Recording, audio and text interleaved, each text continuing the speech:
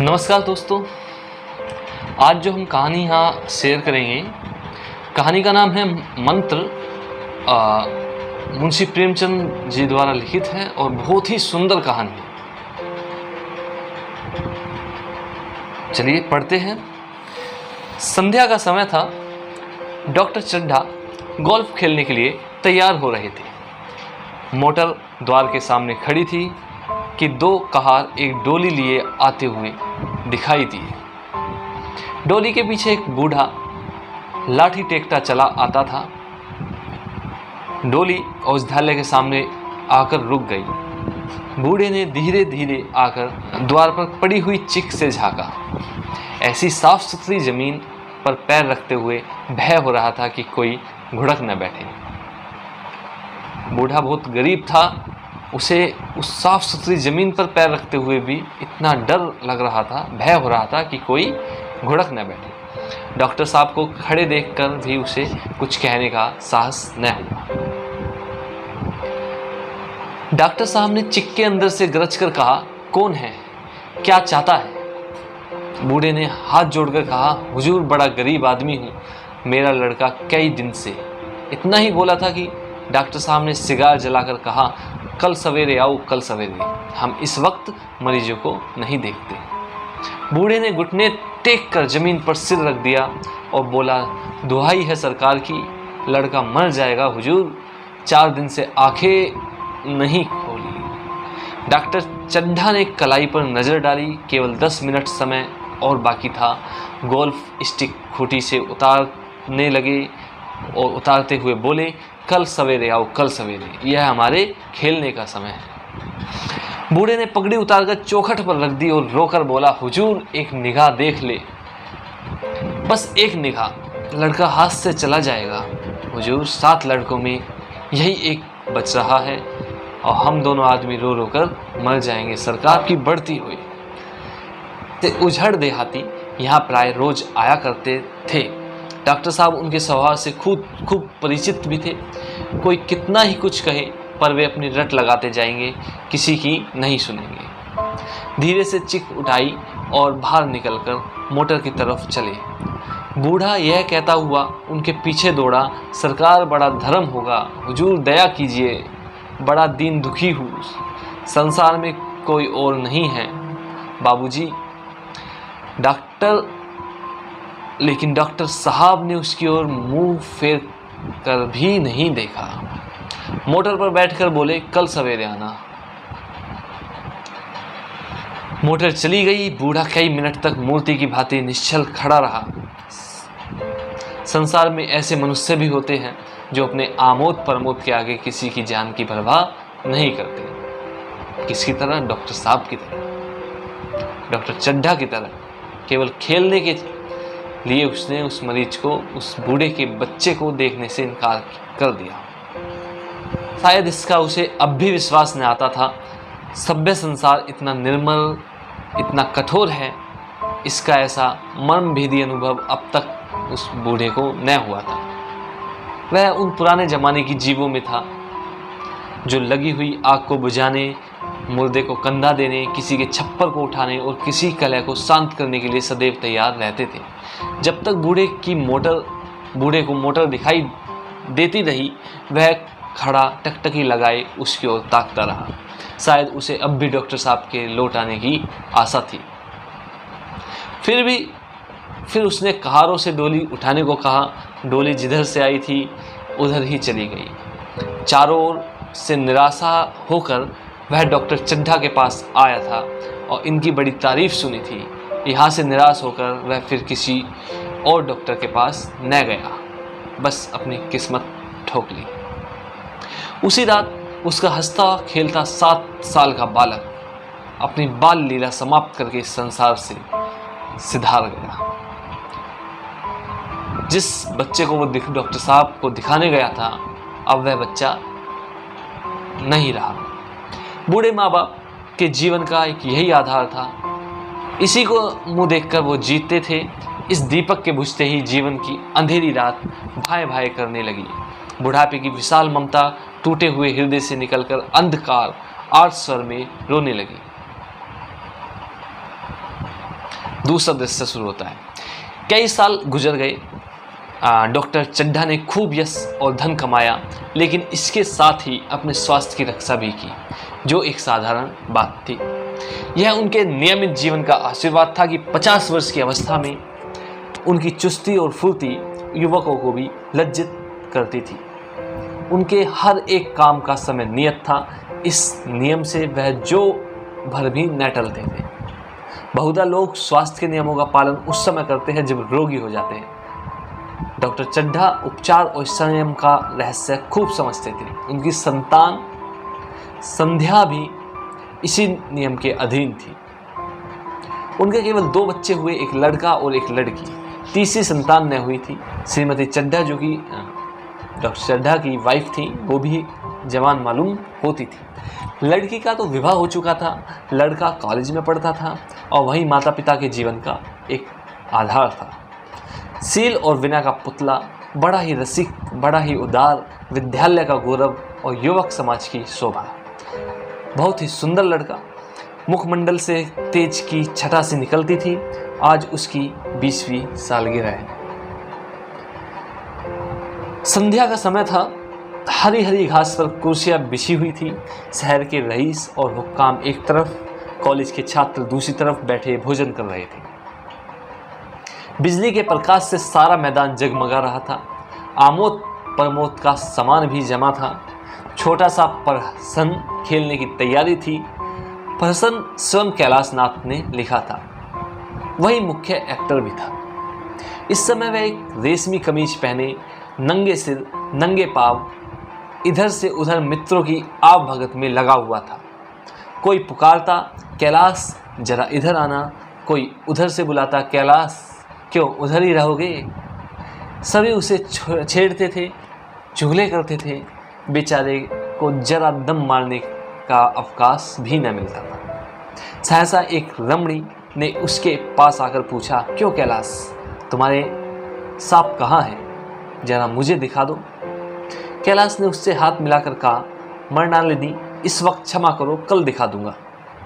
मृणालिनी ने आग्रह किया, जी नहीं, तुम्हें दिखाना ही पड़ेगा, मैं आज नहीं मानने की, तुम रोज कल कल करते हो। मृणालिनी और कैलाश दोनों सहपाठी थे और एक दूसरे के प्रेम में पड़े हुए थे। कैलाश को सांपों के पालने, खिलाने और नचाने का शौक था।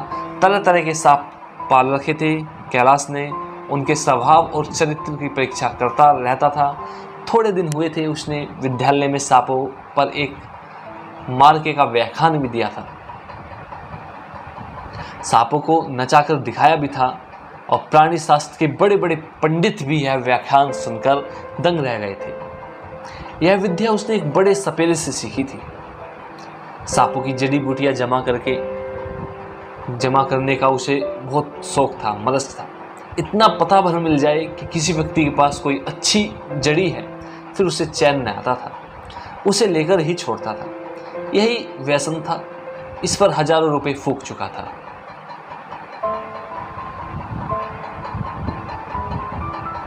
मृणालिनी कई बार आ चुकी थी, पर कभी सांपों का खेल या सांपों को देखने के लिए इतनी उत्सुक नहीं हुई थी जितनी वो आज थी।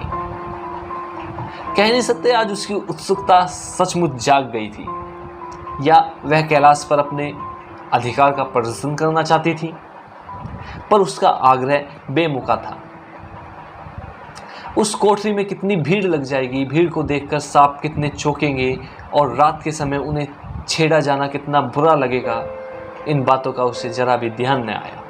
कैलाश ने कहा, कल जरूर दिखा दूंगा, इस वक्त अच्छी तरह दिखा भी तो न सकूंगा, कमरे में तिल रखने को जगह नहीं मिलेगी। एक महाशय ने छेड़कर कहा, क्यों दिखा क्यों नहीं देते, जरा सी बात के लिए इतना टाल मटोल कर रहे हो। मिस गोविंद, हरगिज न मानना, देखे कैसे नहीं दिखाते। दूसरे महाशय ने और रद्दा चढ़ाया, मिस गोविंद इतनी सीधी और भोली है, तभी आप इतना मिजाज करते हैं, दूसरी सुंदरी होती तो इसी बात पर बिगड़ खड़ी होती। तीसरे साहब ने और मजाक उड़ाया, अजी बोलना छोड़ देती, भला कोई बात है इस पर आपका दावा है, मृणालिनी के लिए जान हाजिर है। मृणालिनी ने देखा कि ये सौदे उसे रंग पर चढ़ा रहे हैं तो बोली, आप लोग मेरी वकालत न करें, मैं खुद अपनी वकालत कर लूँगी। मैं इस वक्त सांपों का तमाशा नहीं देखना चाहती, चलो छुट्टी हुई। इस पर मित्रों ने ठक्का लगाया। एक साहब बोले, देखना तो आप सब कुछ चाहे, पर दिखाए भी तो। कैलाश को मृणालिनी की झेपी हुई सूरत को देखकर मालूम हुआ कि इस वक्त उनका इनकार वास्तव में उसे बुरा लगा है। जो ही प्रीति भोज समाप्त हुआ और गाना शुरू हुआ, उसने मृणालिनी और अन्य मित्रों को सांपों के दरबे के सामने ले जाकर महुअर बजाना शुरू किया। फिर एक एक खाना खोलकर एक एक सांप को निकालने लगा। वाह क्या कमाल था! ऐसा जान पड़ता था कि वे कीड़े उसकी एक एक बात, उसके मन का एक एक भाव समझते हैं। किसी को उठा लिया, किसी को गर्दन में डाल लिया, किसी को हाथ में लपेट लिया। मृणालिनी बार बार मना करती कि इन्हें गर्दन में न डालो, दूर से ही दिखा दो, बस जरा नचा दो। कैलाश की गर्दन में सांपों को लिपटे देखकर उसकी जान निकलती जाती थी। पछता रही थी कि मैंने व्यर्थ ही इतने सांपों को दिखाने को कहा, मगर कैलाश एक न सुनता था। प्रेमिका के सम्मुख अपने सर्पकला प्रदर्शन का ऐसा अवसर पाकर वह कब चूकता। एक मित्र ने टीका की, दांत तोड़ डाले होंगे। मजाक करते हुए एक मित्र ने कहा, दांत तोड़ डाले होंगे। कैलाश हंसकर बोला, दांत तोड़ डालना मदारियों का काम है, किसी के दांत नहीं तोड़े गए। कहिए तो दिखा दूं। यह कहकर उसने एक काले सांप को पकड़ लिया और बोला, मेरे पास इससे बड़ा और जहरीला सांप दूसरा नहीं है। अगर किसी को काट ले तो आदमी आनंद फानंद में मर जाए, लहर भी न आए। इसके कांटे का मंत्र नहीं है। इसके दांत दिखा दूं? उसने पूछा, इसके दांत दिखा दूं? मृणालिनी ने उसका हाथ पकड़कर कहा, नहीं नहीं कैलाश, ईश्वर के लिए इसे छोड़ दो, तुम्हारे मैं पैरों पड़ती हूँ। इस पर एक दूसरे मित्र बोले, मुझे तो विश्वास नहीं आता, लेकिन तुम कहते हो तो मान लूंगा। कैलाश ने सांप की गर्दन पकड़कर कहा, नहीं साहब, आप आंखों से देखकर मानिए। दांत तोड़कर वश में किया तो क्या? सांप बड़ा समझदार होता है। अगर उसे विश्वास हो जाए कि इस आदमी से मुझे कोई हानि नहीं पहुंचेगी तो उसे वह हरगिज न काटेगा। मृणालिनी ने जब देखा कैलाश पर इस वक्त भूत सवार है तो उसने यह तमाशा न करने के विचार से कहा, अच्छा भाई, अब यहाँ से चलो, देखो गाना शुरू हो गया है, आज मैं भी कोई चीज़ सुनाऊंगी। यह कहते हुए कैलाश का कंधा पकड़कर चलने का इशारा किया और कमरे से निकल गई। मगर कैलाश विरोधियों को शंका समाधान करके ही दम लेना चाहता था। उसने सांप की गर्दन पकड़कर जोर से दबाई और इतनी जोर से दबाई कि उसका मुंह लाल हो गया। देह की सारी नसें तन गई। सांप ने अब तक उसके हाथों ऐसा व्यवहार न देखा था। उसकी समझ में न आता था कि यह मुझसे क्या चाहते हैं। उसे शायद भ्रम हुआ कि मुझे मार डालना चाहते हैं। सांप ने सोचा कि इतनी तेजी से गर्दन आज कैलाश ने दबाई है तो शायद मुझे मारना चाहता है। अतः वह आत्मरक्षा के लिए तैयार हो गया। कैलाश ने उसकी गर्दन खूब दबाकर मुंह खोल दिया। उसके जहरीले दांत दिखाते हुए बोला, जिन सज्जनों को शक हो आकर देख ले। आया विश्वास अब भी कुछ शक है। मित्रों ने आकर उसके दांत देखे और चकित हो गए। प्रत्यक्ष प्रमाण के सामने संदेह का स्थान कहाँ? मित्रों का शंका निवारण करके कैलाश ने सांप की गर्दन ढीली कर दी और उसे जमीन पर रखना चाहा, पर वह काला गेहुवन क्रोध से पागल हो रहा था। गर्दन नरम पड़ते ही उसने सिर उठाकर कैलाश की उंगली में जोर से काटा और वहां से भाग गया। कैलाश की उंगली से टप टप खून टपकने लगे। उसने जोर से उंगली दबा ली, अपने कमरे की तरफ दौड़ा। वहां मेज की दराज में एक जड़ी रखी हुई थी जिसे पीसकर लगा देने से घातक विष भी रफू चक्कर हो जाता था। मित्रों में हलचल पड़ गई। बाहर महफिल में भी खबर हुई। डॉक्टर साहब घबरा कर दौड़े। फौरन उंगली की जड़ कसकर बांधी गई। जड़ी पीसने के लिए दे दी गई। डॉक्टर साहब जड़ी के कायल न थे। वह उंगली का डसा भाग नस्तर से काट देना चाहते थे, मगर कैलाश को जड़ी पर पूर्ण विश्वास था। मृणालिनी पियानो पर बैठी हुई थी। यह खबर सुनते ही दौड़ी और कैलाश की उंगली से टपकते हुए खून को रुमाल से पोंछने लगी।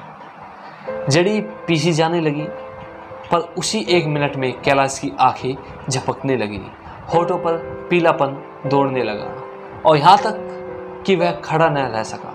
फर्श पर बैठ गया। सारे मेहमान कमरे में जमा हो गए। कोई कुछ कहता था, कोई कुछ कहता। सब अपने अपने अलग अलग विचार प्रस्तुत करने लगे। इतने में जड़ी पिसकर आई। मृणालिनी ने उंगली पर लेप किया। 1 मिनट और बीता। कैलाश की आंखें बंद हो गई। वह लेट गया और हाथ से पंखा झेलने का इशारा किया। माँ ने दौड़कर उसका सिर गोद में रख लिया और बिजली का टेबल फैन ऑन कर दिया। डॉक्टर साहब ने झुककर पूछा, कैलाश कैसी तबीयत है? कैलाश ने धीरे से हाथ उठा लिया, पर कुछ बोल न सका। मृणालिनी ने करुण स्वर में कहा, क्या जड़ी कुछ असर न करेगी? डॉक्टर साहब ने सिर पकड़कर कहा, क्या बतलाऊं? मैं इसकी बातों में आ गया। अब तो नस्तर से भी कुछ फायदा न होगा। आधे घंटे तक यही हाल रहा।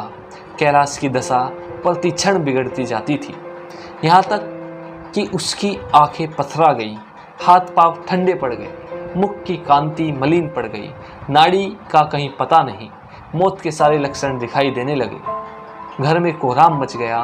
मृणालिनी एक ओर सिर पीटने लगी, मालक जाकर पछाड़े खाने लगी और डॉक्टर चड्ढा को मित्रों ने पकड़ लिया, नहीं तो वह अपना स्तर से अपनी गर्दन पर मार लेते। एक महाशय बोले, कोई मंत्र झाड़ने वाला मिले तो संभव है, अब भी जान बच जाए। एक मुसलमान सज्जन ने इसका समर्थन किया, अरे साहब, कब्र में पड़ी हुई लाशें जिंदा हो गई, ऐसे ऐसे बाकमाल पड़े हुए हैं। डॉक्टर चड्ढा बोले, मेरी अकल पर पत्थर पड़ गया था, इसकी बातों में आ गया, नस्तर लगा देता, यह नौबत ही क्यों आती। बार बार समझाता रहा, बेटा सांप न पालो, मगर कौन सुनता था। बुलाइए, किसी झाड़ फूक करने वाले को ही बुलाइए, मेरा सब कुछ ले ले, मैं अपनी सारी जायदाद उसके पैरों पर रख दूंगा, लंगोटी बांध कर घर से निकल जाऊंगा, मगर मेरा कैलाश, मेरा प्यारा कैलाश उठ बैठे। ईश्वर के लिए किसी को बुलाइए, डॉक्टर चड्ढा कह रहे हैं। ये डॉक्टर चड्ढा पर इस समय की मार पड़ी है।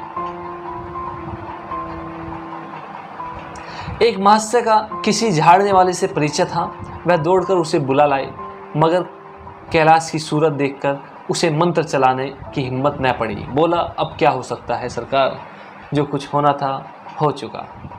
अरे मूर्ख, यह क्यों नहीं कहता, जो कुछ न होना था वह हो गया।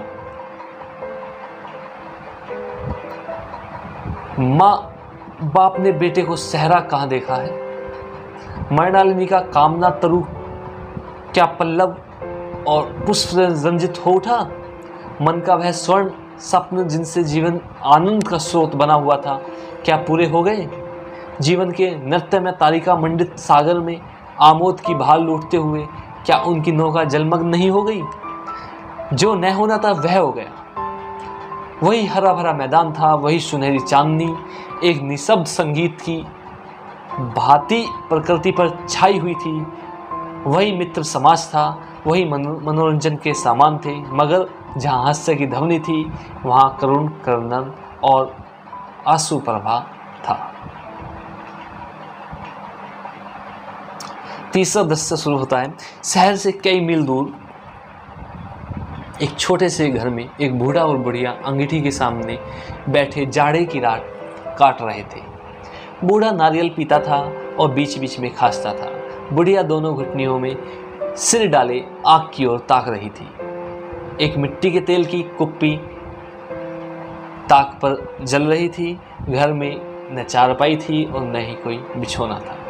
एक किनारे थोड़ी सी पुआल पड़ी हुई थी। इसी कोठरी में एक चूल्हा था। बुढ़िया दिन भर उपले और सूखी लकड़ियां बटोरती थी और बूढ़ा रस्सी बटकर बाजार में बेच आता था। यही उनकी जीविका थी और उन्हें न किसी ने रोते देखा था और न हंसते देखा। उनका सारा समय जीवित रहने में कट जाता था। मौत द्वार पर खड़ी थी, रोने या हंसने की कहाँ फुर्सत। बुढ़िया ने पूछा, कल के लिए सन तो है नहीं, काम क्या करोगे? जाकर झगड़ू शाह से 10 सेर सन उधार लाऊंगा, बूढ़े ने कहा। उसके पहले के पैसे तो दिए ही नहीं और उधार कैसे देगा? न देगा सही, घास तो कहीं नहीं है, दोपहर तक क्या 2 आने की भी न काटूंगा। इतने में एक आदमी ने द्वार पर आवाज दी, भगत भगत, क्या सो गए? जरा किवाड़ खोलो। भगत ने उठकर किवाड़ खोल दिए। एक आदमी ने अंदर आकर कहा, कुछ सुना?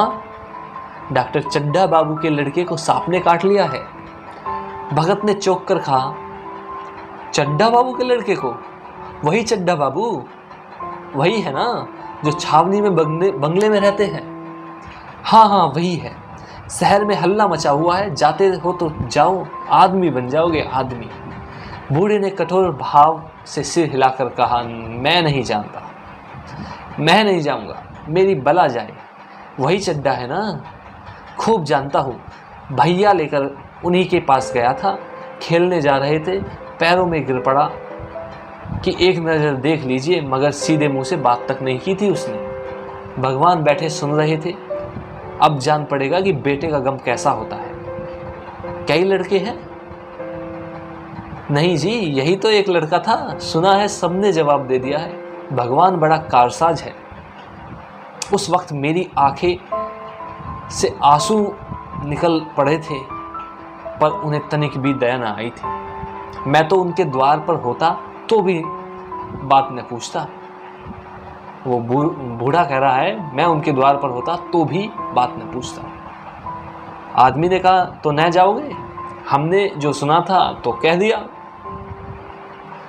बूढ़ा, अच्छा किया, कलेजा ठंडा हो गया, आंखें ठंडी हो गई, लड़का भी ठंडा हो गया होगा। तुम जाओ, आज चैन की नींद सोऊंगा। और बुढ़िया से बोला, जरा तम्बाकू ले ले, एक चिलम और पीऊंगा। अब मालूम होगा लाला को, सारी सहाबी निकल जाएगी। हमारा क्या बिगड़ा? लड़के के मर जाने से कुछ राज तो नहीं चला गया? जहाँ 6 बच्चे मरे थे वहाँ एक और चला गया। तुम्हारा तो राज सूना हो जाएगा डॉक्टर साहब। उसी के वास्ते सबका गला दबा दबा कर जोड़ा था ना। अब क्या करोगे? एक बार देखने जाऊंगा, पर कुछ दिन बाद मिजाज का हाल पूछूंगा। बूढ़ा अपने आप में बात कर रहा है। आदमी चला गया। भगत ने किवाड़ बंद कर लिए। तब चिलम पर तम्बाकू रखकर पीने लगा। बुढ़िया ने कहा, इतनी रात गए, जाड़े पाले में कौन जाएगा? तो बूढ़ा बोला, अरे दोपहर ही होता तो मैं न जाता, सवारी दरवाजे पर लेने आती तो भी न जाता। भूल नहीं गया हूँ, पन्ना की सूरत आंखों में फिर रही है। इस निर्दयी ने उसे एक नज़र तक देखा नहीं। क्या मैं जानता था कि वह न बचेगा? क्या मैं न जानता था कि वह न बचेगा? मुझे भी पता था कि वह मरेगा, खूब जानता था। चड्ढा भगवान नहीं थे कि उनके एक निगाह देख लेने से अमृत बरस जाता। नहीं, खाली मन की दौड़ थी। अब किसी दिन जाऊंगा और कहूँगा, क्यों साहिब, कहिए क्या रंग है? दुनिया बुरा कहेगी, कहे, कोई परवाह नहीं। छोटे आदमी में तो सब ऐब होते हैं, बड़ों में कोई ऐब नहीं देखता, देवता होते हैं बड़े। भगत के लिए यह जीवन का पहला अवसर था कि ऐसा समाचार पाकर वह बैठा रह गया हो। 80 वर्ष के जीवन में कभी ऐसा हुआ ही नहीं कि सांप की खबर पाकर वह दौड़ न गया हो।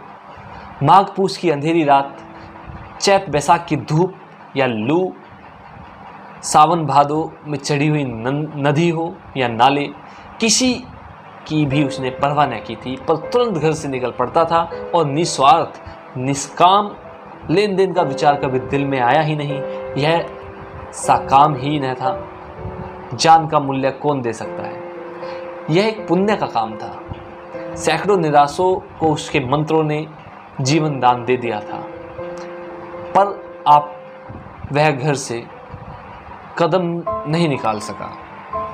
अब वो घर से कदम नहीं निकाल सका। यह खबर सुनकर सोने जा रहा है। बुढ़िया ने कहा, तंबाकू अंगीठी के पास रखी हुई है, उसके भी आज 2.5 पैसे हो गए हैं, देती ही न थी।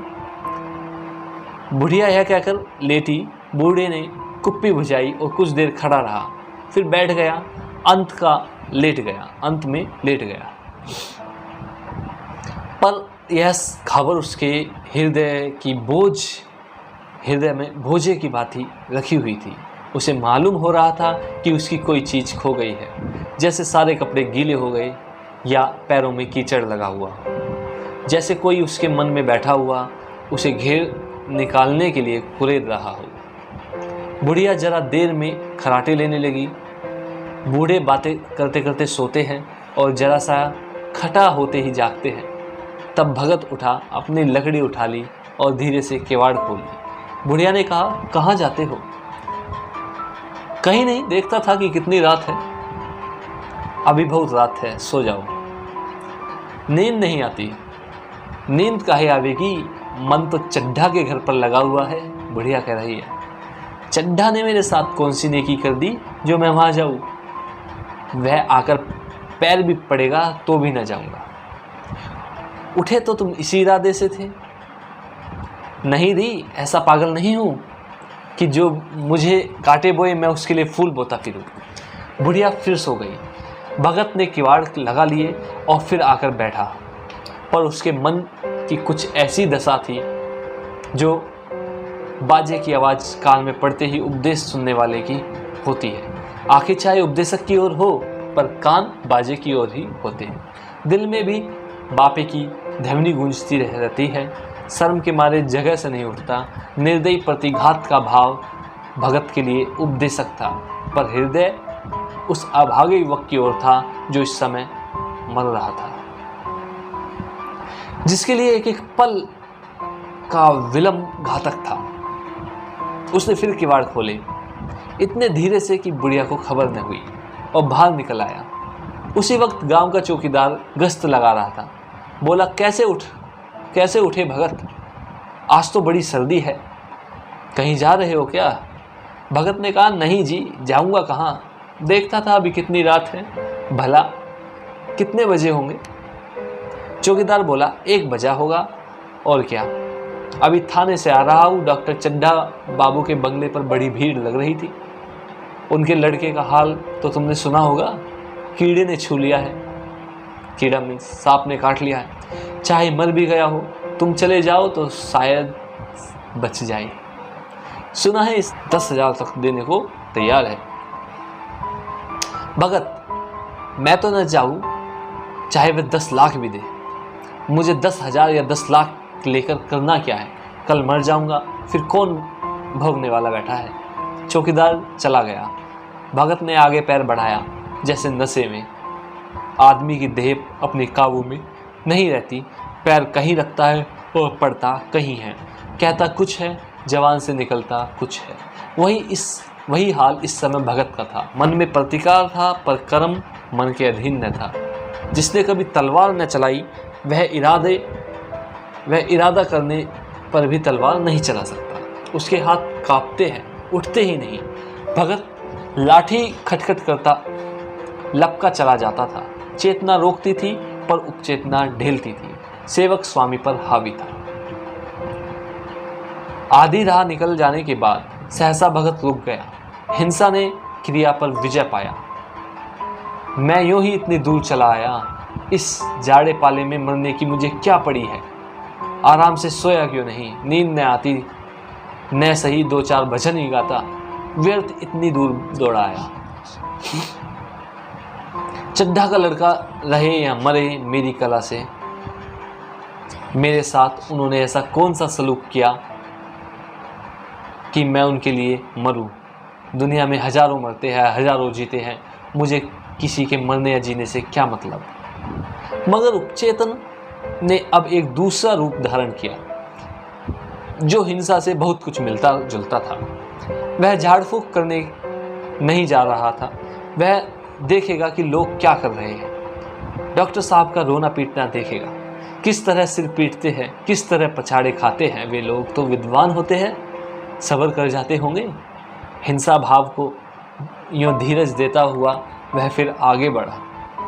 इतने में 2 आदमी दिखाई दिए। दोनों बातें करते चले आ रहे थे। चड्ढा बाबू का घर उजड़ गया।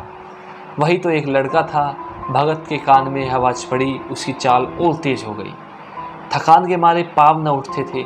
सिरोभाग इतना बढ़ा जा रहा था मानो अब मुंह के बल गिर पड़ेगा। इस तरह वह कोई 10 मिनट चला होगा कि डॉक्टर साहब का बंगला नजर आया। बिजली की बत्तियां जल रही थी मगर सन्नाटा छाया हुआ था। रोने पीटने की आवाज़ भी न आती थी। भगत का कलेजा धक धक करने लगा। कहीं मुझे बहुत देर तो नहीं हो गई। वह दौड़ने लगा। अपनी उम्र में वह इतना तेज कभी न दौड़ा। बस यही मालूम होता था मानो उसके पीछे मौत दौड़ी आ रही है। चौथा दृश्य, 2 बज गए थे। मेहमान विदा हो गए। रात के 2 बजे मेहमान विदा हो गए थे। रोने वालों में केवल आकाश के तारे रह गए थे। वाह! और सभी रो रो कर थक गए थे। बड़ी उत्सुकता के साथ लोग रह रहकर आकाश की ओर देखते थे कि किसी तरह सुही हो, सुबह हो और लाश गंगा की गोद में दी जाए। सहसा भगत ने द्वार पर पहुंचकर आवाज दी। डॉक्टर साहब समझे कोई मरीज आया होगा। किसी और दिन उन्होंने उस आदमी को दुत्कार दिया होता, मगर आज बाहर निकल आए और देखा एक बूढ़ा आदमी खड़ा है। कमर झुकी हुई, पोपला मुंह बोहे तक सफ़ेद हो गई थी। लकड़ी के सहारे काँप रहा था। डॉक्टर साहब बड़ी नम्रता से बोले, क्या है भाई, आज तो हमारे ऊपर ऐसी मुसीबत पड़ गई है कि कुछ कहते ही नहीं बनता। फिर कभी आना। इधर 1 महीना तक तो शायद मैं किसी भी मरीज को न देख सकूंगा। भगत ने कहा, सुन चुका हूँ बाबूजी, इसलिए आया हूँ। भैया कहाँ हैं, जरा मुझे दिखा दीजिए। भगवान बड़ा कारसाज है, मुर्दे को भी जिंदा कर सकता है। कौन जाने अब उसे भी दया आ जाए।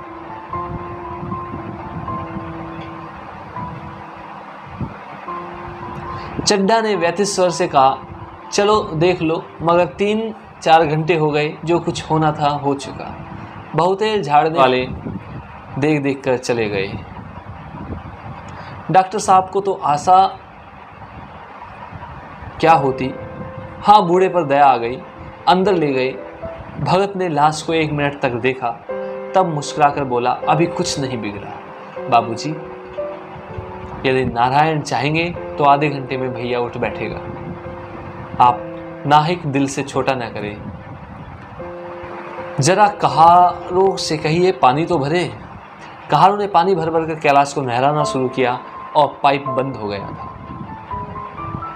कहारों की संख्या अधिक न थी, इसलिए मेहमानों ने अहाते के बाहर से कुएं से पानी भर भर कर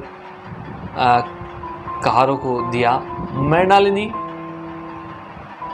कलश लिए पानी ला रही थी। बूढ़ा भगत खड़ा मुस्कुरा मुस्कुरा कर मंत्र पढ़ रहा था, मानो विजय उसके सामने खड़ी।